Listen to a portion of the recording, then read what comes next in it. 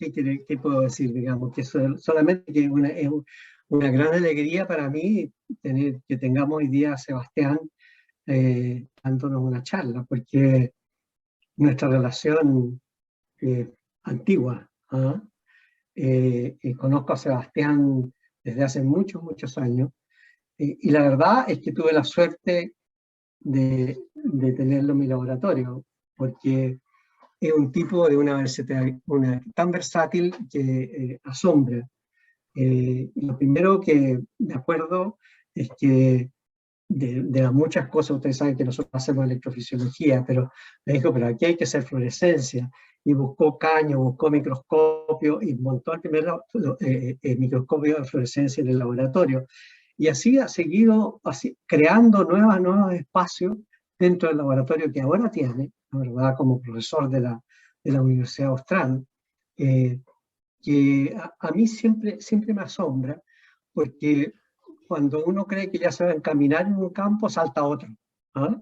Y salta de una manera muy elegante, creando una nueva técnica, lo cual realmente es una cosa muy hermosa. Sebastián es el único estudiante que yo he tenido que hizo su postdoc cuando estaba haciendo su doctorado. De repente un día me dijo, porque es bastante independiente, ¿eh?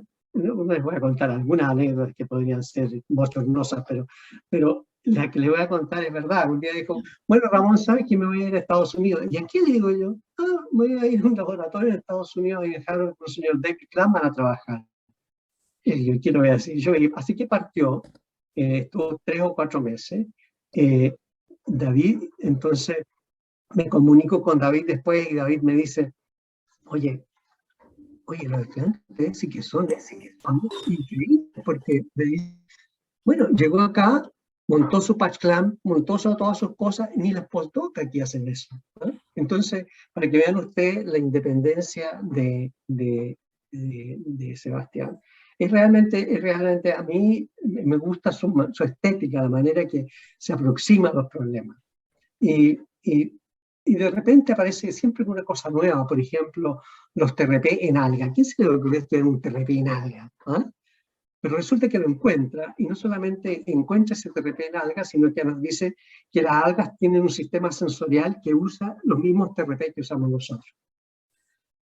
Y de ahí saltan los dientes, o sea, y dice, bueno, hay otro TRP que es el que siente el dolor, y publica un paper en Scientific Advances. Y de ahí salta a poner aminoácidos no naturales en el TRPV1 y demostrar en el eLife los cambios conformacionales que sufre el canal cuando se activa. Entonces, ¿qué más puedo decirle? Bueno, es un científico, Sebastián, un científico de tomo y lomo. Así que, Sebastián, te quiero mucho, un abrazo, y tiene toda la tribuna. No sé qué está pasando. Algo pasó. No soy yo, Muchas ¿eh? gracias. Muchas gracias, Ramón, por tu introducción. No lo esperaba de esa forma. El cariño yo creo que se paga con un gran abrazo y mucho silencio. No sé qué decir. Gracias, Ramón. Gracias a todos ustedes por escuchar o venir. Gracias por la invitación al centro. Hoy día les voy a presentar una cosa que estoy tratando de desarrollar en el laboratorio y quisiera compartirla con ustedes para que me ayuden a pensar soluciones o corregir mi, a lo mejor, ingenua aproximación al problema. Voy a compartir mi pantalla. Un segundo.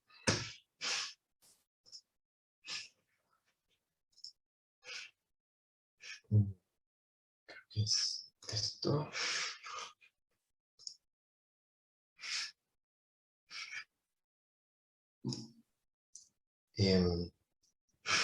Creo que están viendo la pantalla del presentador, ¿eso es correcto? Sí. ¿Sí? Ya, ok. Voy a... Bien, la historia de hoy es acerca... ¿Va el cursor? Sí. Perfecto, gracias. La historia de hoy es acerca de imagenología organelar, ¿sí? Y quisiera partir esto con una pequeña introducción de lo que hacemos en el laboratorio. algo de potencial de membrana organelar al equilibrio.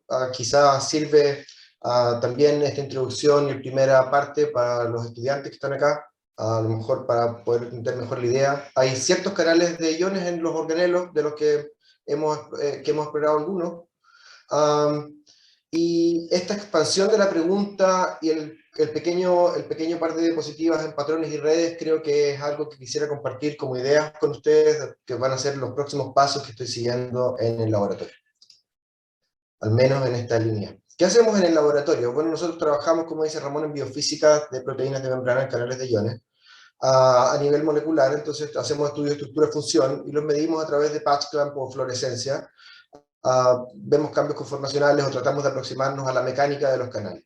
Esto lo combinábamos con estudios evolutivos de los canales para poder detectar partes que estén conservadas entre la familia y que puedan definir vías mecánicas de activación. Lo hacemos, vemos en la actividad de estos canales, ya sea de tráfico o su actividad individual en células animales.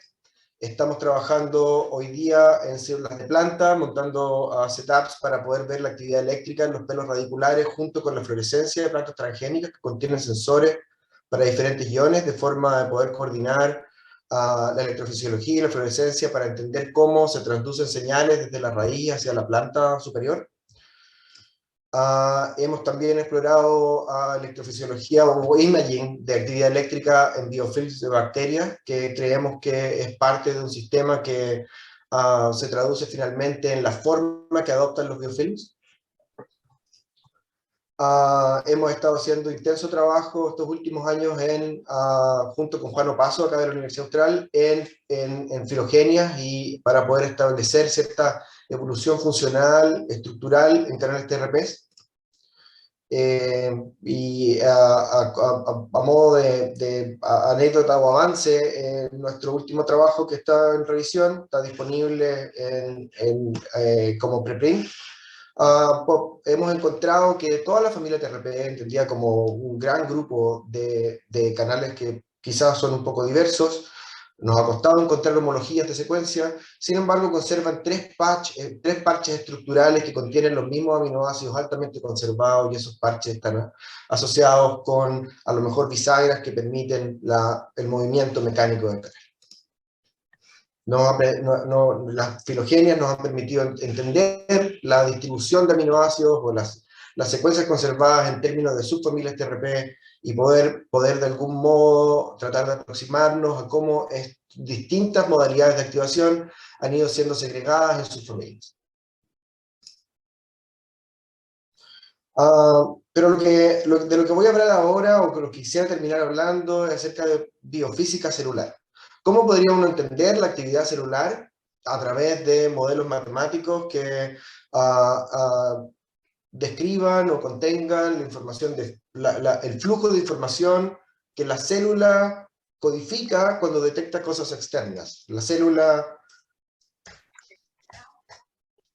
no es nada más que un sistema aislado por una membrana semipermeable que contiene receptores, y estos receptores tienen distintas formas.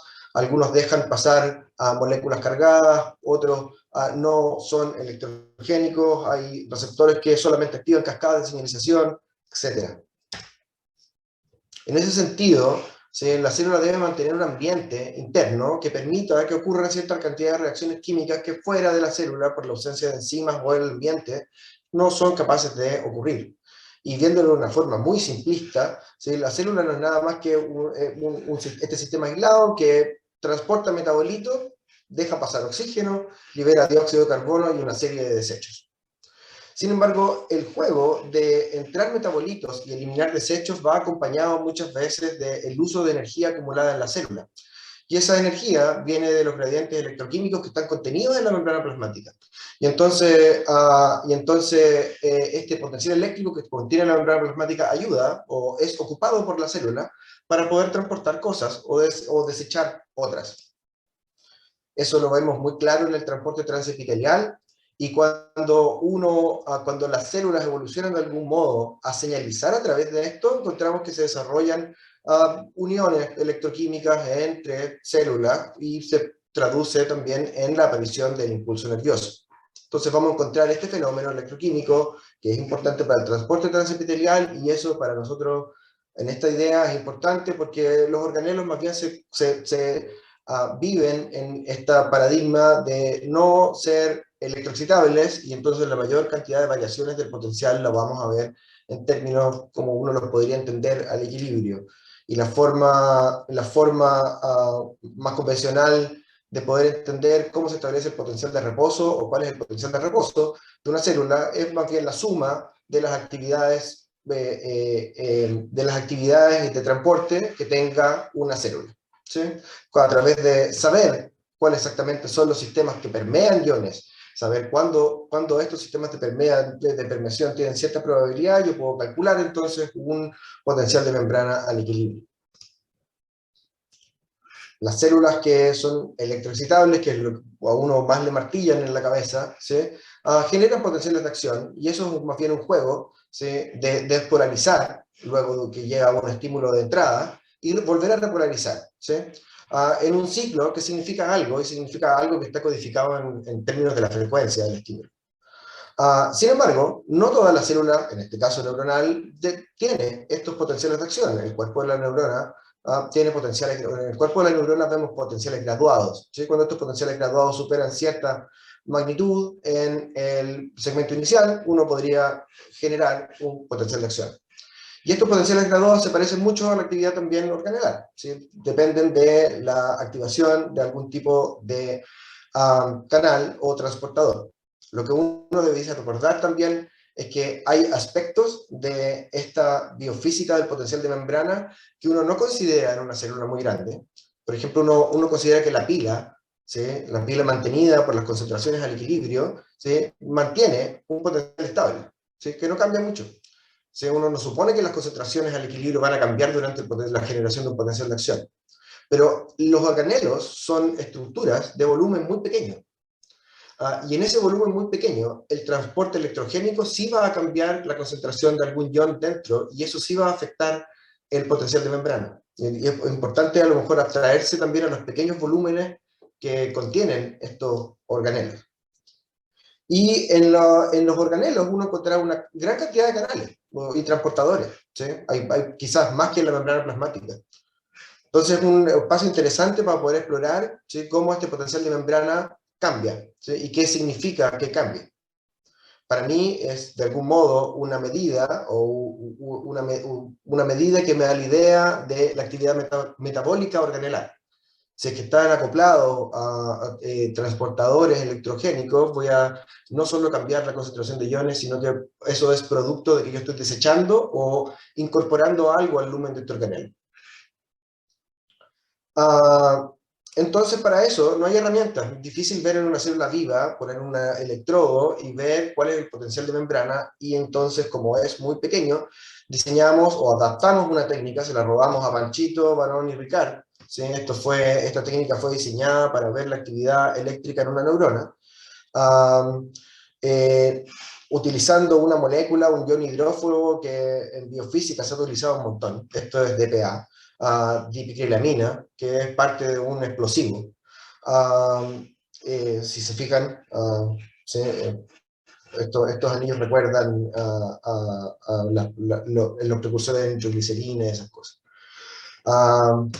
Entonces vemos que este TPA es un ion hidróforo, su coeficiente de partición es alrededor de 2. Entonces, si lo agrego en una solución que tiene una membrana, se va a particionar y va a ocupar cierto lugar en esta membrana plasmática, y como es negativo, ese lugar está siempre asociado a la cara positiva o a la cara menos negativa. Y entonces, cuando exista un cambio de polaridad en esta membrana, va a haber un tránsito de esta molécula cargada, se va a comportar como un sensor de potencial, y al acercarse a una molécula fluorescente va a cambiar su fluorescencia a través de un fenómeno de transferencia de energía.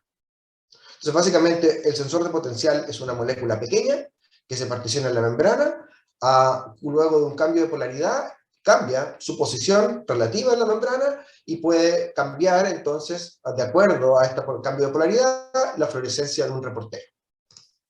Esto funciona con proteínas fluorescentes que van desde el cian hasta el rojo con mayor o menor eficiencia. Y es muy rápido porque esta molécula pequeña viaja rápidamente, así que uno puede describir trenes de alta frecuencia, ¿sí?, estimulados en una neurona, lo que le hace a uno pensar que, bueno, también podría haber la señal resuelta en el tiempo en un organelo. Y para eso diseñamos esta adaptación, donde ocupamos anclas de membrana, proteínas marcadoras que la gente ocupaba en biología celular por años, entonces sabemos dónde están ubicadas, con proteínas fluorescentes, y hemos probado varias. Lo que primero teníamos que hacer era asegurarnos que el DPA llegaba al compartimento intracelular. Y para eso, ¿sí?, hicimos un modelo en serie del tránsito de DPA, para el tránsito de DPA. En esto nos ayudó a Patricio Rojas, otro viejo amigo de esta familia. Entonces Pato nos ayudó a hacer curvas de ajuste para nuestra descripción de la caída de fluorescencia solamente por el tránsito del DPA. Si se fijan, el DPA no va a estar nunca cero en la membrana y dentro va a haber un equilibrio, entonces uno esperaría que en condiciones basales lo primero que va a ocurrir para una marca de la membrana plasmática o una marca intracelular, si es que DPA se distribuye en estos compartimentos, es que la fluorescencia baje. Y eso es lo que sucede a diferentes tiempos, la membrana plasmática se apaga primero que el organelo y uno lo podría ajustar, y entonces de esto tenemos un tiempo medio y por eso esperamos alrededor de 15 o 20 minutos de equilibrio para poder hacer nuestros experimentos. El lisosoma tiene descritos varios canales, varios sistemas de transporte, entre ellos BK. A Ramón le encanta BK y a lo mejor lo voy a ocupar como un argumento al final, así que recordemos que tiene BK en la membrana, nos ha sugerido que tiene. Tiene una TPasa, ¿sí?, tiene una TPasa, el pH intraluminal es bajo, 4,5,5. Tiene canales de 2 poros, estos canales de 2 poros se supone que son parte del elemento de respuesta ante la cascada de mTOR, ¿sí? Rapamicina induce cambios en la actividad eléctrica del lisosoma, esto medido en lisosomas agrandados a través de parches, ¿sí?, esto en el laboratorio de Hoxin Su y de Jan Ren. Tienen canales TRP, tienen mucolipinas, que al parecer son un sistema de transporte rápido de calcio, y tienen otros sistemas de transporte descritos. ¿Okay? Lo que quisieron primero ver es si los lisosomas podían ser un buen modelo. Primero nos fijamos y quisimos repetir algunos experimentos con nuestras marcas de membrana para ver si también colocalizaban con canales que son residentes del lisosoma. Entonces ocupamos nuestra proteína marcadora LAMP. Vemos que hay cierta colocalización que a lo mejor depende del espacio donde está ubicado el lisosoma. Los canales TPC colocalizan bastante mejor, ¿sí? Y entonces hicimos imagenología. Estas son las imágenes crudas que obtenemos de nuestras células unitarias con estas estructuras lisosomales marcadas con LAMP1. Al hacer el tratamiento de imágenes vemos que aparecen estas estructuras con forma de dona que tienen un tamaño adecuado para un lisosoma. Vemos que la señal es muy discreta y a través de la imagenología podemos identificar lisosomas unitarios, que al fin del día es nuestro propósito. Como vamos a hacer medidas dinámicas y las células están vivas, los organelos se mueven, así que los experimentos que les voy a mostrar están tomados a 20 grados, ¿sí? Porque ahí disminuye el movimiento. Si se fijan, entonces, estos son mapas de movimiento, y la escala de movimiento es bien restringida a la zona donde el lisosoma se encuentra. Son mapas de movimiento, más bien son la varianza local para el píxel unitario, y eso... este movimiento restringido con la misma forma del organelo, en realidad nos da la idea de que existe variación ahí, no necesariamente por movimiento del organelo, ¿sí? Si se fijan en el modelo, nosotros tenemos el sensor de potencial y una marca de membrana. La marca cambia, este ancla cambia de acuerdo al organelo. Hemos ocupado LAMP, manosidasa 2 para Golgi, SEC61 para el retículo, so on. Y entonces, si se fijan, el cambio de polaridad mueve el sensor de potencial y apaga de cierta o cambia la fluorescencia de la proteína fluorescente. Pero para yo poder interpretar la polaridad de la membrana, necesito saber dónde está ubicada esta marca. si está ubicada hacia el lado positivo o hacia el lado negativo de la membrana. Para eso hicimos experimentos de topología, ya sabíamos por predicciones que la marca de LAMP1-GFP iba a estar en el citoplasma, pero teníamos que asegurarnos. Entonces lo que hicimos fue incubar estas células, ¿sí? Aquí está el lumen lisosomal, aquí está la marca de GFP y el citoplasma, las incubamos con digitonina de una forma muy suave y corta, permeabilizamos solamente la membrana plasmática y luego tratamos con tripsina. Si esta marca está expuesta al citoplasma, la tripsina va a romper la proteína, básicamente la va a digerir y la fluorescencia va a disminuir. En cambio, si esta marca fluorescente está dentro del lumen, va a estar protegida de esta digestión por tripsina y vamos a seguir viendo brillar esta marca. Ocupamos nuestra proteína de interés, LAMP1-GFP, vemos que está la permeabilización con digitonina, luego ocupamos la digestión y desaparece la marca, confirmando que nuestra predicción de que este GFP está hacia el citoplasma, nuestro control es una proteína GFP que detecta pH, se llama fluorina, que está hacia el lumen, una marca de proteína LAMP3 y MCATE, que es una proteína roja, que ahora en este caso está hacia el citoplasma. Vemos que la proteína roja es digerida y la proteína fluorina mantiene su fluorescencia protegida por la pared del lisosoma, por la membrana del lisosoma. Entonces ya sabemos cuál es la topología de nuestras probes. ¿Qué más quisimos hacer? Las ondas fluorescentes son sensibles al pH, así que hicimos controles de pH y nos dimos cuenta que la señal de LGFP, cuando en la presencia y la ausencia, en presencia aquí en naranjo y la ausencia de DPA es muy distinta. De hecho, el cambio, la deflexión va en la dirección contraria. Entonces, cualquier cosa que estemos viendo, incluso podríamos estar subestimando la señal que estamos observando. Eso nos deja un poco tranquilo. El pH no nos va a jugar en contra. Hicimos experimentos de optogenética. Codificamos una proteína transportadora de protones que está dirigida hacia el lisosoma con una marca de pH hacia el interior, es lo mismo que ocupamos anteriormente para confirmar la topología, y una marca roja, que en este caso lo vamos a ocupar como el reportero del voltaje. Esta proteína fluorina va a aumentar o disminuir su fluorescencia en razón del pH luminal, y esto va a cambiar su fluorescencia de acuerdo al movimiento de nuestro sensor de potencial. Y vemos entonces que si yo promedio estos dos lisosomas unitarios, esta es la membrana, este es el paso del núcleo, estos dos lisosomas unitarios, veo que al poner el flash de luz tengo un cambio en el pH y también tengo un cambio en el voltaje de la membrana.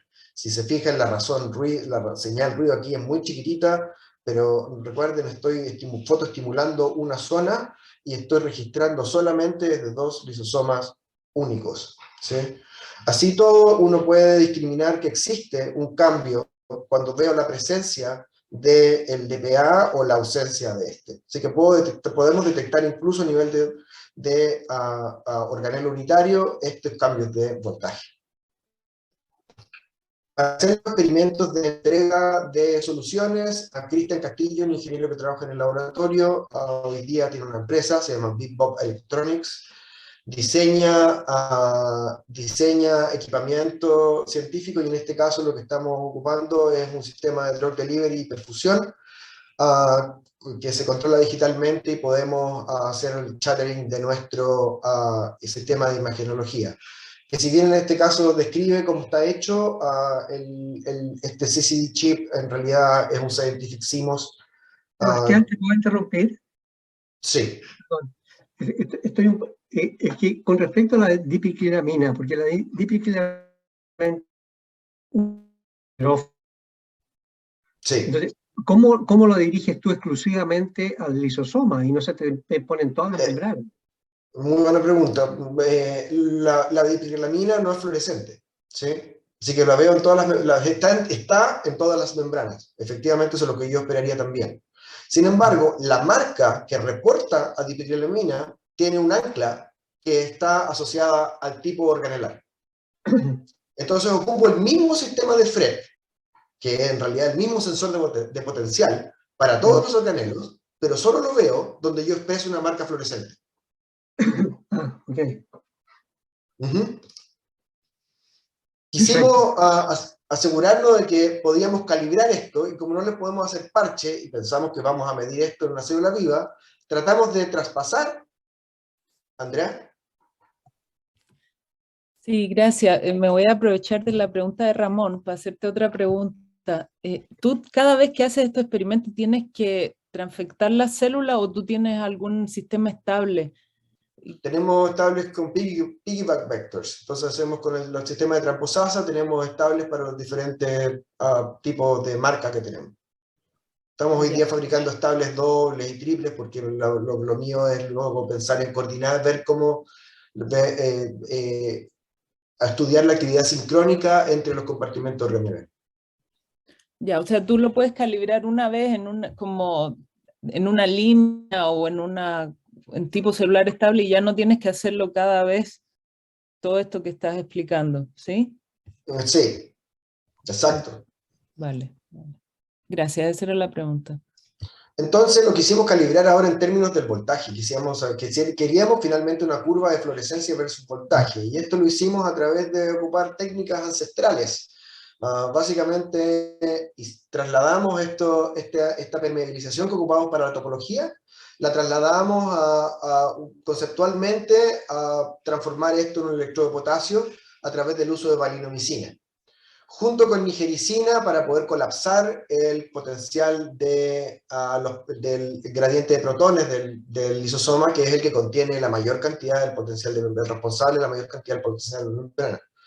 Cerca del 80% del potencial de membrana del lisosoma se supone que viene del gradiente de protones. Entonces con nigericina tratamos de eliminar ese gradiente, y con valinomicina tratamos de transformar esto en un electrodo de potasio, y para eso tuvimos dos condiciones: lo equilibramos con alto o con bajo potasio, y luego seguimos con perfusiones de potasio para poder construir unas curvas de concentración versus fluorescencia, que luego trasladamos a concentración, o sea, a fluorescencia versus voltaje, de acuerdo a los potenciales de NERSC calculados para estos sistemas.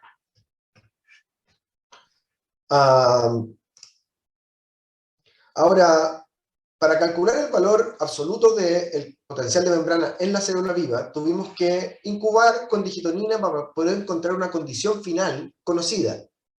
Y la condición final conocida que elegimos fue potencial cero, que es lo más fácil porque en el tiempo debía pasar entre la permeabilización de la membrana plasmática y la posterior permeabilización de la membrana lisosomal. Entonces yo no sé cuál es este valor, pero sé cuál es este valor final, cero. ¿Sí? Entonces, voy a mostrarles ahora un video. Este video es de una sola célula, y en esta célula van a ver brillos, y estos brillos, estos cambios de brillo que aquí están en las imágenes tomadas, en las imágenes individuales, corresponden a lisosomas únicos. A ver, para una persona ignorante, ¿cómo sabes ese potencial cero? Tienes que saber la concentración interna, ¿no? Pero estoy suponiendo que cuando la digitonina rompe la membrana lisosomal, esto se va a equilibrar con el citoplasma, y luego voy a tener un cero. Porque esa membrana ya no es semipermeable, es una membrana completamente permeable, tiene hoyos. Ok. Entonces, bueno, la resolución que tenemos es de lisosomas individuales en una célula única, ¿sí? Entonces, si tomamos estos lisosomas individuales, lo que vemos, ¿sí? Si que comenzamos con 130 potasio, por ejemplo, y ponemos afuera en el extracelular, que ahora tiene acceso al citoplasma, eventualmente, ¿no? Aquí no tiene acceso al citoplasma, en este paso tiene acceso al citoplasma, esto es lo que pasa en un lisosoma individual, y luego se rompe la membrana del lisosoma y llego al valor final. O sea, la predicción de que esto iba a pasar en pasos experimentalmente se puede reproducir. ¿Sí? Suponemos entonces que esta delta F, esta fluorescencia relativa, va a ir desde cero al lugar donde estaba el reposo.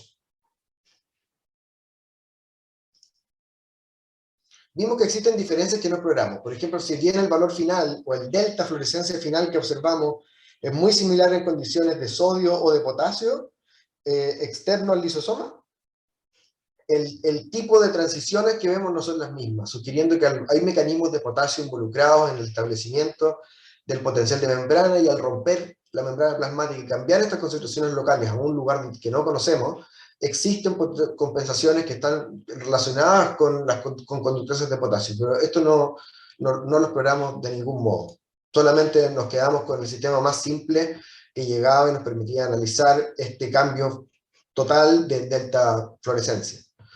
Haciendo eso y ocupando nuestra curva de calibrado, entonces pudimos establecer el potencial de reposo, ¿sí?, para el lisosoma, el Golgi y el retículo en condiciones de equilibrio, ¿sí? Entonces, vemos que el único caso que vimos distinto fue el caso, porque en realidad dentro del error, que para nosotros son como 15 milivoltios, más o menos 15 milivoltios es el error de la técnica, vemos que los lisosomas se mantienen despolarizados, ¿sí? Pensando ahora, tomando el lado de positivo por dentro, digamos, son 60 milivoltios de delta potencial en la membrana. Y entonces, la única diferencia que vimos significativa fue para el potencial de reposo del Golgi. Y coincidentemente esto ocurre en una célula secretora. Así que nos pareció interesante, tampoco lo hemos explorado mucho, porque hemos estado dedicando al desarrollo de la técnica, muy bien. También pudimos confirmar estimaciones anteriores que decían que un gran porcentaje del potencial de reposo del lisosoma tiene que ver con el gradiente de protones, esto a través del uso de bafilomicina que inhibe la bomba, y eso no ocurre en el Golgi. En el Golgi el potencial al parecer no es tan dependiente de la bomba o alguna bomba de protón vesicular, sino que más bien solo ocurre en este caso en el lisosoma. A través de esto hemos calculado potenciales de reposo para el Golgi, LER, endosomas, lisosomas, peroxisoma, etc. ¿Sí?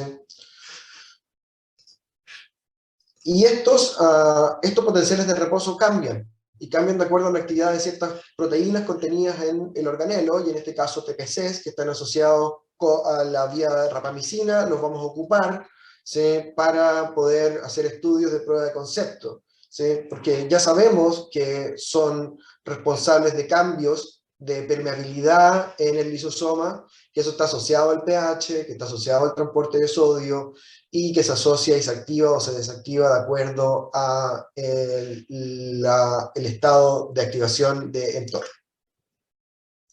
Veamos si este potencial de membrana cambia, veamos si podemos estimularlo, si estimulamos con rapamicina y ocupamos nuestra misma técnica, veamos si podemos observar eso. Esta también es una célula, y cada spot brillante que ustedes vean es un organelo, ¿sí?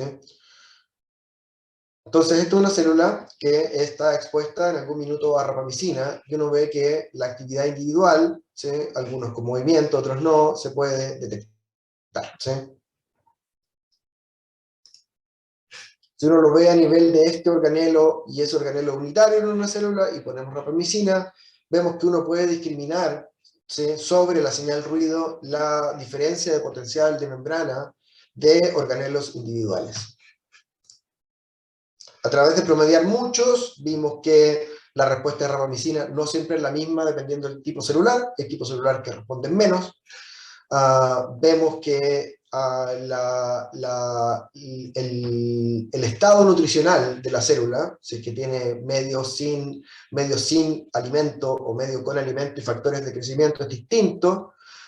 Vemos que este potencial del lisosoma, el potencial de reposo, cambia cuando yo sobreexpreso distintos canales responsables de conductancias de sodio o de calcio, ¿sí?, y vemos que cuando estimulamos con rapamicina en condiciones de sobreexpresión de otras conductancias, el delta potencial es menor.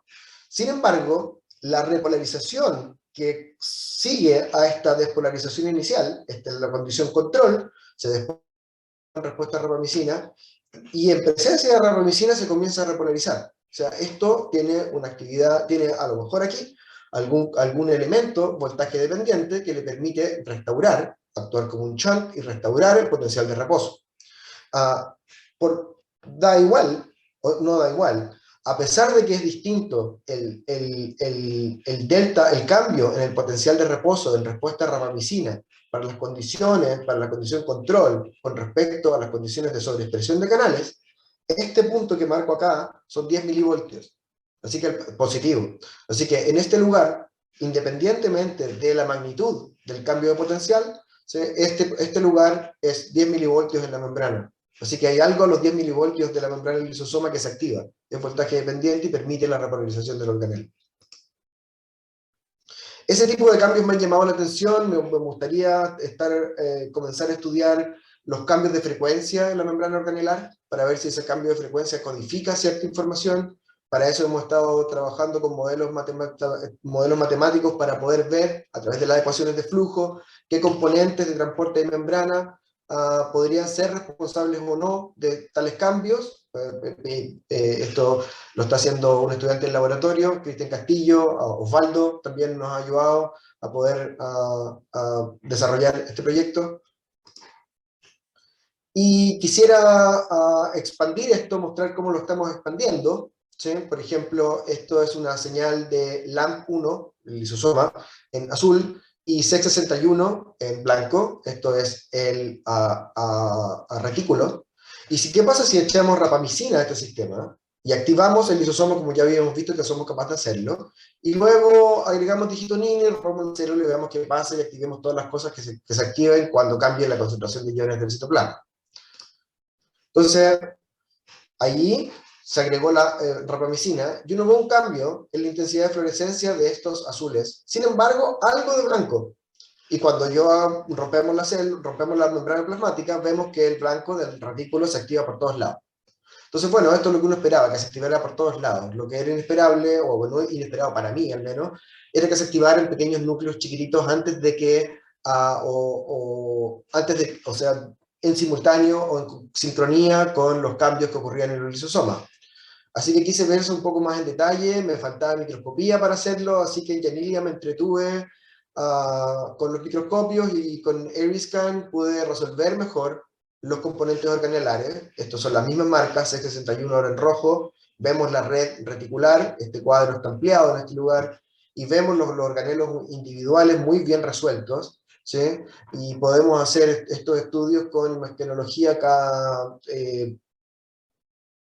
para slices como de 200 nanómetros, 400 nanómetros. Estamos haciendo imagenología en 2 canales en 50 milisegundos y con alto detalle en resolución espacial.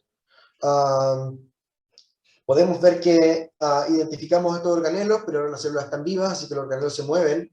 Tuvimos que diseñar adaptar una herramienta de traqueo del organelo para luego segmentar este espacio organelar en movimiento y calcular la fluorescencia relativa, o sea, el cambio en el potencial de membrana en cada uno de estos lisosomas, y luego coordinarlo con los cambios que observábamos en el retículo. Este es el mismo mapa de movimiento que les mostraba antes, que muestra que al parecer en esto, al menos estos componentes en esta condición, se mueven bastante poco. Entonces, lo que simplifica esto, en el traqueo también se ve que el movimiento es muy chico, o al menos no cambia tanto, y eso le da a uno un respiro. Si ahora lo vemos conjunto con el IAR, acá van a ver que el IAR está en un mapa de color térmico y los lisosomas en verde. Este registro tiene 140 segundos, es muy rápido, y la condición inicial es starvation, las células están en Ringer. A este Ringer se le agrega glucosa y aminoácidos para poder estimular la vía de mTOR y ver si esto induce cambios en los lisosomas. Para nuestra sorpresa, lo primero que van a ver en el video que está acá abajo es que el IAR se activa primero que el lisosoma. Uno habría esperado lo contrario.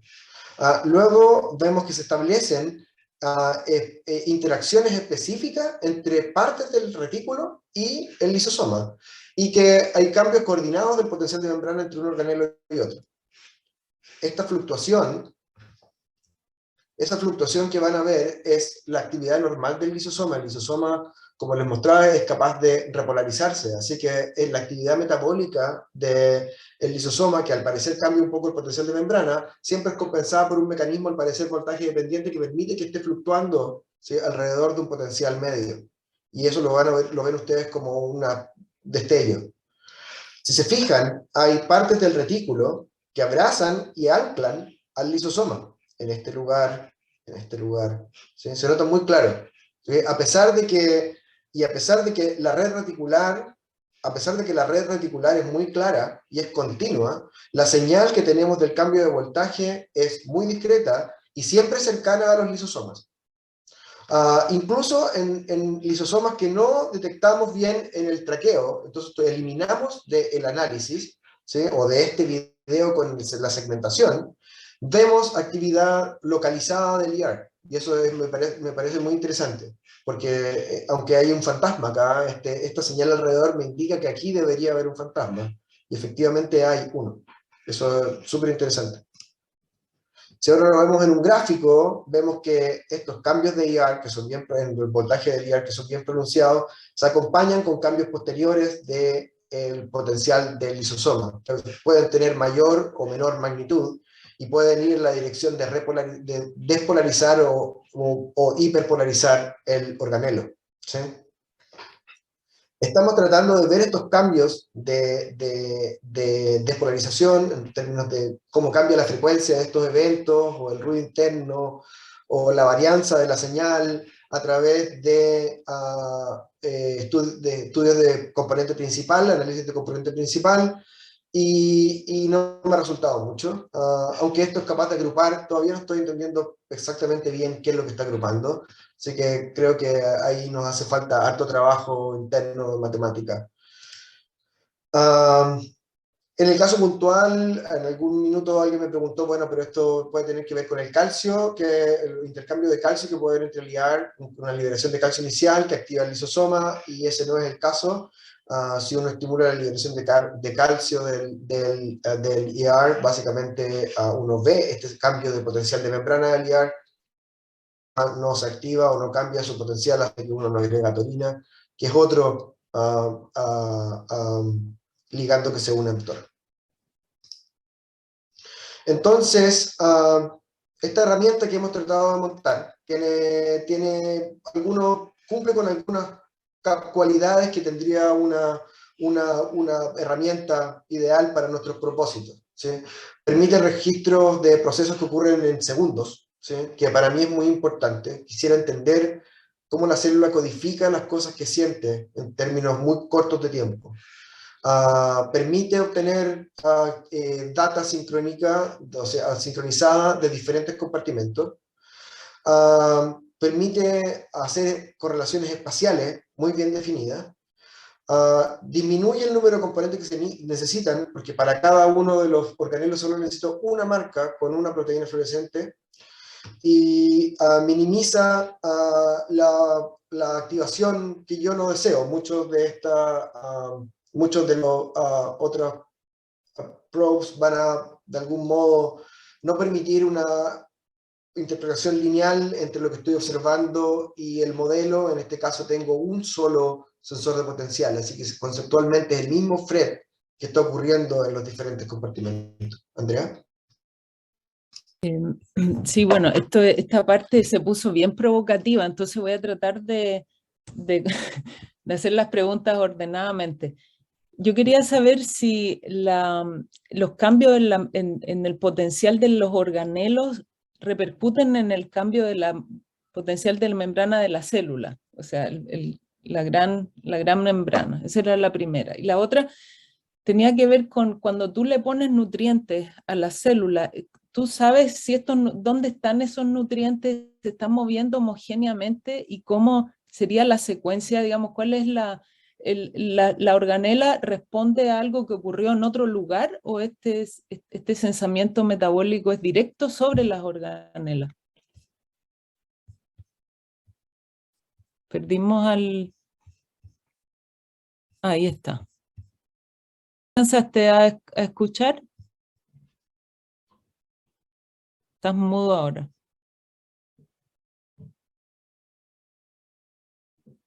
Ahí sí. No. Ahí sí, escuché la primera parte, no la segunda parte. La segunda tenía que ver con si el estado metabólico se traduce a toda la célula. Cuando tú les pones glucosa, aminoácidos, qué sé yo, ¿tú tienes alguna idea dónde están esos componentes? ¿Se propagan? ¿Es un efecto sobre la organela o es algo que está en algún otro lugar? ¿Me entiendes? Estoy tratando de espacialmente imaginarme qué repercusión tiene eso para el lisosoma, por ejemplo, que parece ser el último en la línea de activación, ¿no? De cambio del potencial. Como yo lo veo, el nutriente que llega de algún modo va a activar algún tipo de cascada de señalización y no solamente va a suceder que una proteína señalizadora va a llegar a un organelo y lo va a activar, a lo mejor indirectamente a través de algún tipo de cambio, y lo voy a ver indirectamente a través de algún tipo de cambio en el potencial de membrana, sino que, por ejemplo, una onda de calcio que vaya dentro de una célula va a alterar de algún modo el potencial de equilibrio de mi organelo, si es que encuentro por algún otro motivo coincidente lo permite. Entonces uno podría tener modelos que están basados en ciclo de difusión de cosas por dentro, o ocupar los organelos como nodos para poder ver este tipo de patrones.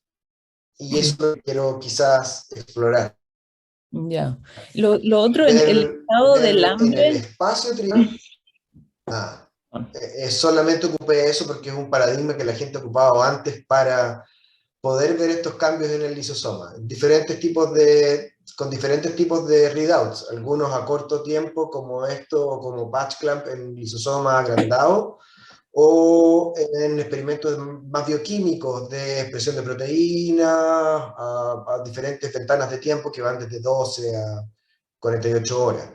Entonces, es un paradigma sencillo de testear, solamente por eso lo estaba ocupando. Ya. El último pedacito tenía que ver con la inanición, porque en el inicio tus células tienen un medio muy simple, ¿cierto? En ese, tú puedes establecer un estado del potencial de membrana que es de cierta manera correspondiente al starvation y al estado alimentado, sí. Y dentro de eso decir, este es mejor que este otro, digamos, un estado de salud, por ejemplo. El hambre no necesariamente es malo. Entonces esa es como mi pregunta, si tú estás en una célula que está a lo mejor... Quizás pase muy rápido, pero eso está aquí. El potencial, el cambio de potencial en respuesta a rapamicina es distinto, y lo podemos medir, y las diferencias en esta magnitud entre las células que están con solo una solución salina a otras que tienen un medio completo. ¿Sí? Entonces, en este caso, tengo una respuesta, ¿sí? El delta, cambio de milivoltios del potencial de reposo, es mayor. ¿Sí? En el caso, sea lo que sea que está ocurriendo, ¿sí? Va acompañado de un cambio mayor de potencial de membrana. En el caso de las células que tienen, que están en starvation. Y si vemos este potencial lisosomal, está en la misma condición de Ringer de sal, es decir, la variabilidad del potencial se lo compara con Upsi Daisy. Se fue el gráfico el potencial. Tenemos eso. Vale, muchas gracias. Sí. ¿Qué hacer con esto? Te perdimos, Sebastián. Me perdieron. Me perdieron.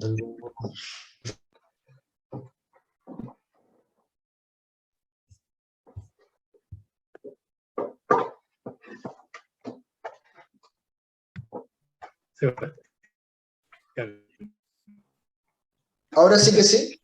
Sí, ahí te ves. A lo mejor podrías apagar la cámara y solo mostrar la diapositiva. Pero muy sabio. Hola, Daniel. Hola. Sebastián. Ahí tenemos más preguntas. Sí, exactamente. Kate, tú tienes una pregunta. Sí, primero, muchas gracias, Sebastián. Fue súper interesante la presentación. Yo tengo tengo dos. Vamos a terminar cuando sea terminamos. No, que no ha terminado Sebastián, por si acaso. Ah, ok. Pero puedes hacer la pregunta, échale. Sí. Pregunta. Ya. Así la primera pregunta es una cosa técnica. Así por la ER y los Golgi está involucrado en la formación de los lisosomas. ¿Podría usar este sistema para un readout de ER stress? Porque estamos mirando una proteína que está es parte of the ER stress response. Y si podría usarlo, ¿cómo podría introducirlo? Porque como yo entiendo, lo piggyback es hecho, es un back, así puede aceptar hasta como 200 kilobits de secuencia, pero es hecho por mammals. Así, ¿sabes si podría usar eso, por ejemplo, en Persebra como mecanismo para seguir los lisosomas? Salió. Sí, Ahí estoy desapareció. que quedé en pregunta técnica. Disculpe, es la red de mi universidad que se me está cayendo, me conecté a otra. Veamos que si funciona. Yeah. Te escucho que, pregunta técnica. Y la otra pregunta tiene nada con eso, tiene con tu introducción de las plantas. Tú mencionaste que tú puedes usar esta para visualizar signos dentro de una planta. Sí. Y eso es una cosa de, como tú sabes, hay un nuevo descubrimiento, no tan nuevo, pero que los raíces de la planta se están interactuando con los hongos dentro de los suelos Sí, para claro. para la interacción de los nutrientes. Así los hongos sacan como minerales de los suelos para dar a las plantas y la planta está capturando otros nutrientes para pasar los hongos.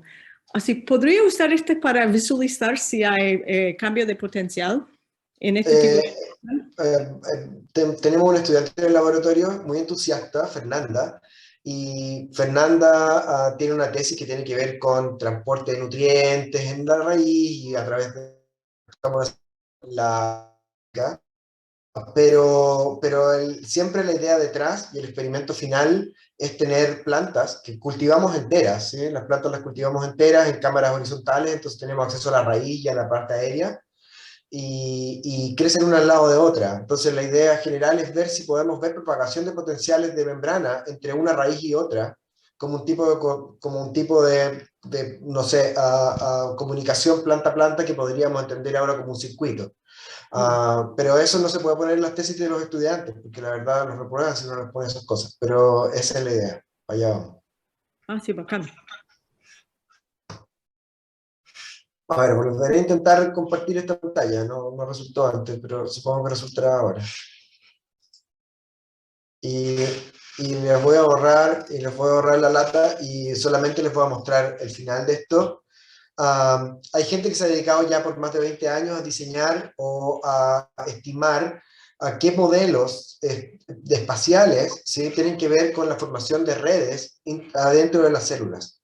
Se ha hecho utilizando diferentes herramientas de fluorescencia, como el calcio, protones, cloruro, diferentes señalizadores, ¿sí?, que ocurren a lo mejor para los que ocurren cambios a lo mejor en las vecindades de los organelos o la membrana plasmática, ¿sí? Así se han podido hacer redes de asociación entre diferentes tipos de permeabilidades o aumento de iones, ¿sí?, digámoslo así. Pero estos están deslocalizados, la resolución espacial es pobre, y al fin del día están filtrados por la afinidad de la sonda que yo estoy ocupando para poder detectar el compuesto que está interesado. Entonces, uno sabe desde la neuroanatomía y la neurociencia que existe una arquitectura que tiene que ver con una estabilidad, y dentro de esa arquitectura pueden haber distintos patrones que determinan la conectividad funcional de las unidades que componen esta arquitectura. ¿Sí? Y entonces la misma arquitectura puede codificar ciertas cosas en términos de la frecuencia cuando estos núcleos se activan. Bueno, entonces la ingenuidad viene aquí. Podría yo ocupar cada uno de estos organelos, todos medidos en simultáneo, como nodos que me indican la actividad metabólica individual del organelo, y así seguir vías de traspaso de información. Porque al fin del día, ¿qué significa que llegue un metabolito, que la célula tenga frío, que la célula haga calor afuera? ¿qué significa? ¿La célula codifica de alguna forma? ¿Tiene un código interno, un cierto patrón que siempre es común? ¿Y eso depende del tipo celular o del estado celular? Entonces, imagino que debería haber algún tipo de lenguaje interno que se desvanece en muy pocos segundos, ¿sí? Entonces, quisiera registrar la actividad a una escala corta para ver si esto en realidad podría ser real y si es que tiene algo que ver con la evolución de cómo las células señalizan y entienden las cosas, ¿sí? Y eso a lo mejor tiene que ver con la inflamación, el cáncer, ¿sí? Estará desde el inicio de los eucariotas. O sea, si yo veo cierto patrón en una célula de mamífero, yo no necesariamente podría esperar que esté en una célula de alga o conoflagelado, pero a lo mejor sí. A lo mejor sí tiene el mismo patrón básico. Y uno construye sobre ese patrón básico y a lo mejor no lo pudimos eliminar. Y son resabios de patrones básicos que tienen que ver con la formación de, digamos, de colonias de conoflagelados o algas. Y porque si se ponen a pensar la inflamación se define para el tejido, no para una célula. Hay compuestos proinflamatorios que activan a la célula, ¿sí? ¿Pero qué significa eso para la célula? ¿O es una señal que diga, ahora nos desbandamos y tenemos que irnos? ¿O afecta el equilibrio de la alga unicelular con su colonia? Porque forman colonias transitorias las algas y los conoflagelados. Entonces, a lo mejor estas cosas están asociadas a un signaling muy, muy primitivo, ¿sí? Y me gustaría tratar de explorar si eso es real o no. Y bueno, los agradecimientos a la gente que hace los experimentos. Yo guaripoleo, pero Ela Matamala, una gran estudiante del laboratorio, hizo la mayoría de estos experimentos. Cristian nos ayudó con los equipos y los modelos. Mucho de esto lo hice también yo en Yanilia, y estamos apoyados somos parte de un consorcio, Minicat, con el que nos llevamos muy bien con el CNV, espero. Entonces hemos hecho cosas juntos y eso me alegra bastante. Y el funding que hemos obtenido durante los años. Gracias. Bueno, gracias a ti. Bravo, ¿eh? Muy bien. Nuevamente, Sebastián muestra su tremenda versatilidad con respecto a la aproximación experimental a la vida. Sebastián, yo tengo una pregunta de orden cero para aclararme la cabeza. Tú tienes una célula, tienes un organelo, pero esencialmente las concentraciones internas van a estar cambiadas. Porque, o sea, de la célula, claro. Tú puedes cambiar todo lo que quieras del potencial de membrana, pero la concentración prácticamente interna no va a cambiar de ninguno de los iones. Y si va a cambiar muy poco, ¿cierto? Sí, entonces, de acuerdo. Entonces, ¿quién mueve el potencial? O sea, esencialmente el potencial está movido, supongo yo, por asuntos metabólicos de la célula. ¿Ya? Yo también asumo lo mismo, pero el potencial, yo esperaría que el potencial del organelo cambiase de acuerdo al estado metabólico, porque el volumen pequeño del lumen permite que el transporte electrogénico sí en realidad le cambie el potencial. Con poco. Sí. Pero la concentración citoplasmática está clampeada. Perfecto. Entonces ahí tenemos un asunto que, digamos, el cambio y el funcionamiento de los canales que siguen, la verdad, las gradientes iónicas, lo que está siguiendo es el metabolismo del organelo nomás. ¿No? Esa es mi hipótesis de orden cero, también. Ya, ok. Es que está un poquito confundido con la rapamicina. Entonces ahora lo que tiene es que una vez que está funcionando todo esto, ¿tienes alguna idea cuáles son los canales que se activan una vez que empieza a cambiar el potencial del organelo? No. La respuesta sencilla es no, pero pienso, si poniendo junto a mi data con lo de Jan Ren, yo creo que es un TIMEM, que es un canal de potasio, y BK, la actividad coordinada de ellos es lo que cierra, es lo que compone el oscilador de esto. Ok. Gracias, Sebastián. Yo creo que tienes varias preguntas. Empecemos entonces por Agustín Martínez. Agustín. Hola, Sebastián. Muy entretenido ¿qué tal?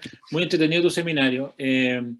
Tengo una pregunta muy general, porque en realidad yo entiendo que los lisosomas como muchos de estos organelos, tienen un ciclo de vida bien complejo y uno le puede tomar una foto a un lisosoma en ciertas etapas, pero en ciertos estados, digamos. Entonces, la pregunta es, porque yo veo que tú, en tus imágenes, por lo menos, que obviamente están idealizadas por esta cosa de los tratamientos de las imágenes, se ven todos como muy homogéneos y los lisosomas son como, hay como de distintos tamaños y distintos estados de los lisosomas, se fusionan, hay fusión de lisosoma, fisión de lisosoma.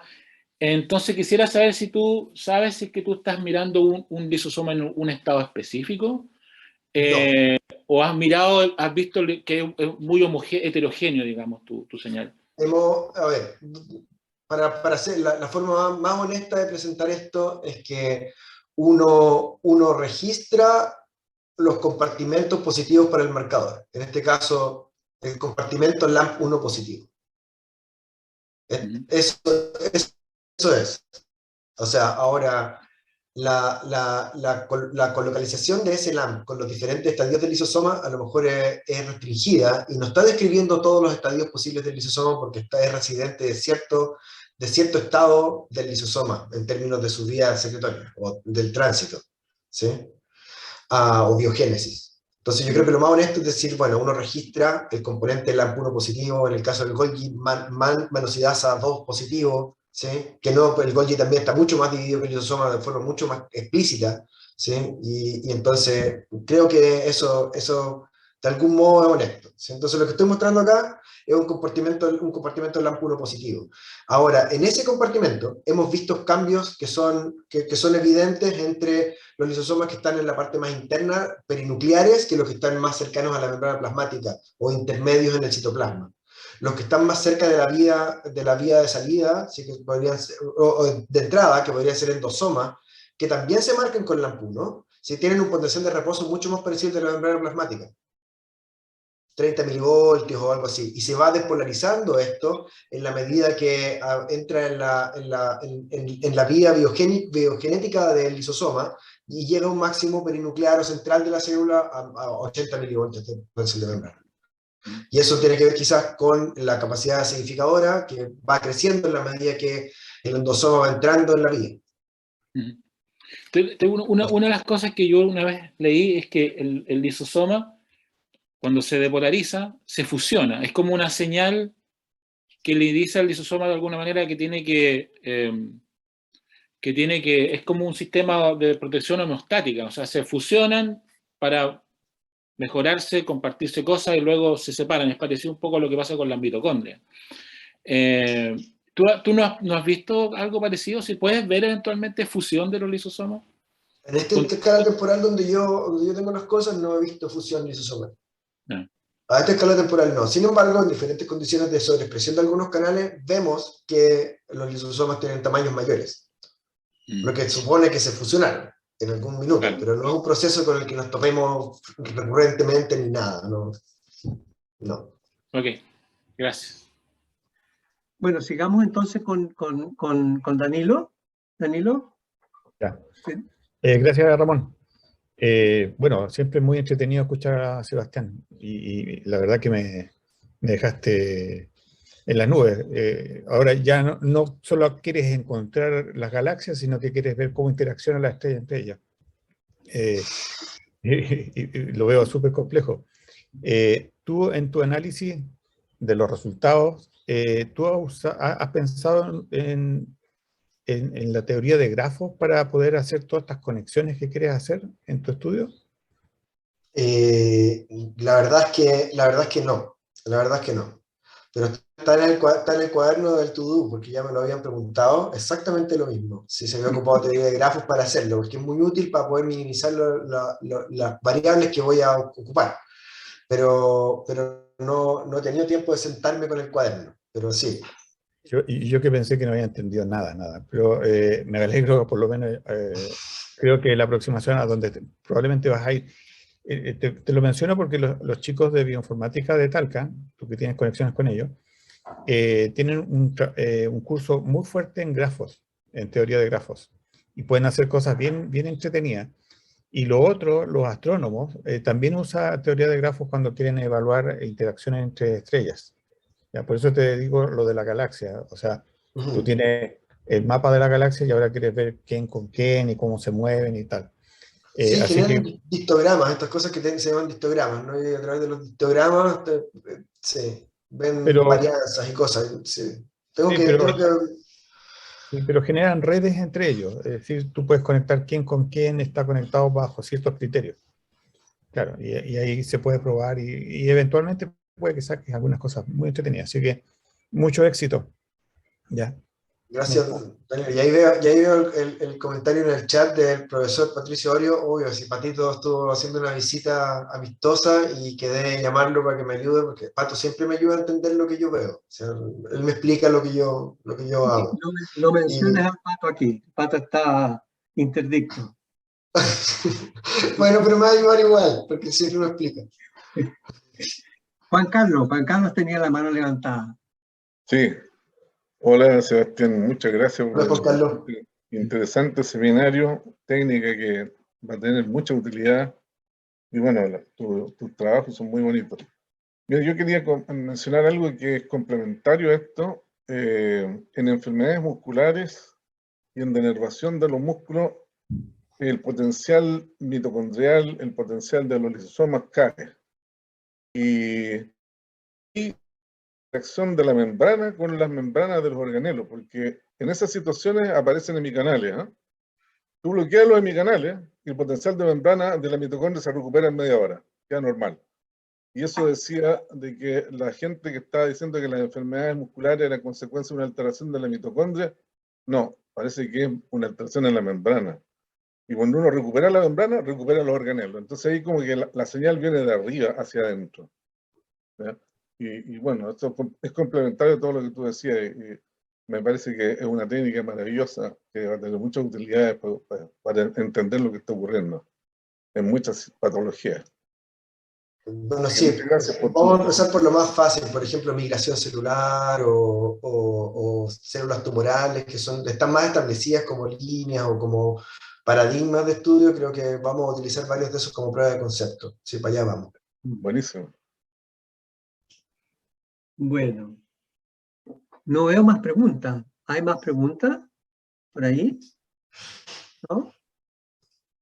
Bueno, yo solamente quiero decirle a Sebastián que use la dipiquilamina con cuidado, ¿ah?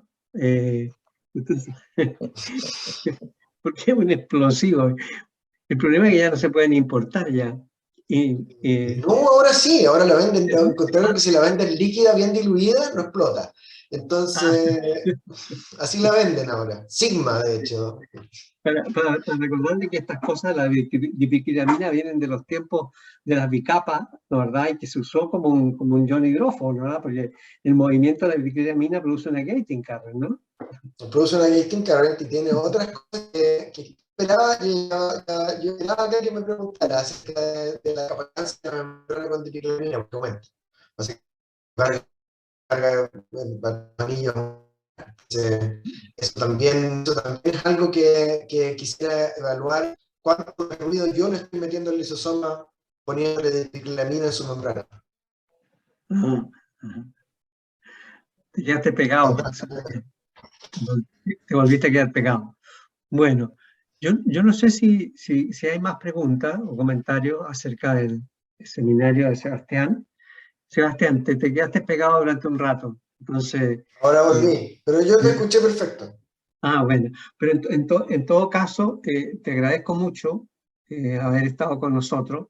Espero que la próxima vez estemos en una mesa juntos con una botellita de vino para conversar Sí, es de cierto. la vida y la muerte. Sí, es cierto, me gustaría verlo. Así que te esperamos con mucho contentamiento aquí en este puerto, que es su puerto. Así que, Se cayó el chino. Andrea, ¿tú quieres decir algo para cerrar este seminario? No, solo agradecerle, pero se nos fue. Ahí está. Ahí digo. Disculpen, es que hoy día volvieron los estudiantes al campus y creo que nadie estaba preparado para esto, no sé. Hay calendario y todo, pero nadie está preparado, la red se cae cada rato, ¿no? Horrible. Ok. Les pido mis disculpas. Buenísimo, muchas gracias a todos. Chao. Gracias. Sebastián, adiós.